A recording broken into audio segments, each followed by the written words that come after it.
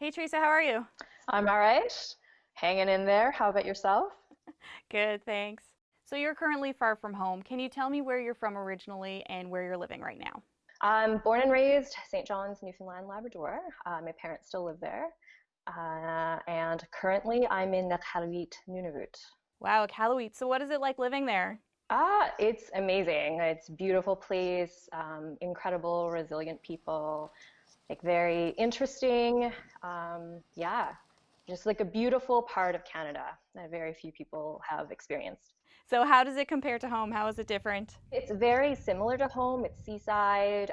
There are actually a lot of Newfoundlanders and Labradorians who have made this their home as well. And so I work among a lot of them. I'm friends with a lot of them. So it feels very similar. But obviously quite a bit colder and a little bit less daylight, as you can imagine. And where do you work? What do you do? So I work in the hospital here in Kekatani General. I'm a physician. And I actually also work in Nunavut, Northwest Territories, which is where my partner lives and works. So there were no COVID cases in Nunavut for such a long time. What's it like there now currently? I mean, it's a bit surreal. For 8 months, we were heralded as one of the last places on Earth untouched by the pandemic. And then in less than 2 weeks, it's sort of exploded. And how are you feeling? Do you feel safe right now? I feel all right. I mean, we'll deal with it if it does come to happen. I mean, hopefully these measures will keep everyone safe, but certainly this outbreak has highlighted some of the major health discrepancies and social discrepancies within the territory. Um, I mean, certainly for me, it's sort of a minor annoyance to have to queue up in grocery stores and especially at the post office where everybody's really relying heavily on online shopping. But um, I'm very grateful that I'm quite privileged that I worry a lot less about its impact on myself.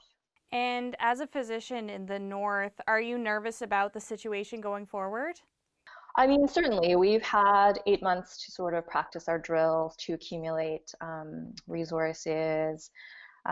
We have really great leadership, and we have a lot of emergency protocols that we've been practicing. And in terms of the population that's in the north, are they more vulnerable than other populations in terms of COVID?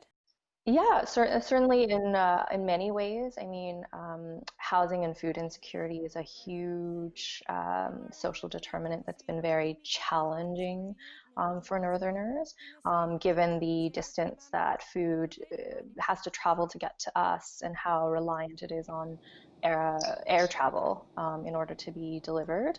And certainly there's a lot of issues with crowded housing, lack of housing resources. So, you have entire extended families and multiple families living in quite cramped quarters. So that becomes it becomes an issue with infections spreading really rapidly throughout families and throughout communities.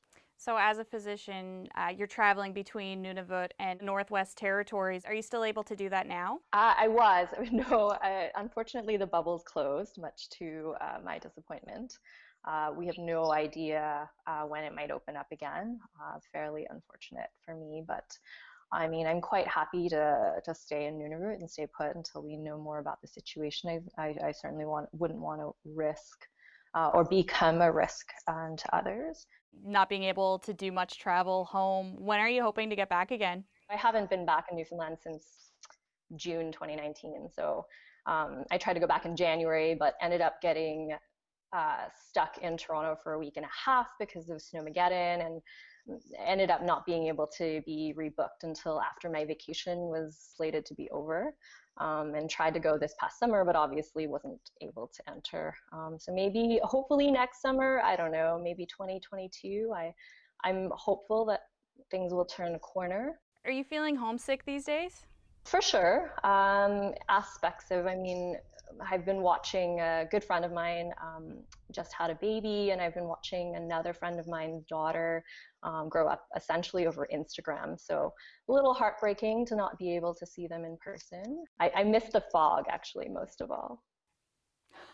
Really? Yeah, love it. Yeah, it just makes me really nostalgic. So, Theresa, before I let you go, do you have any parting words for people back home? Uh, Stay healthy and hi, mom and dad. Well, you stay safe and stay warm in the north. Take care. Thanks, you too. Bye.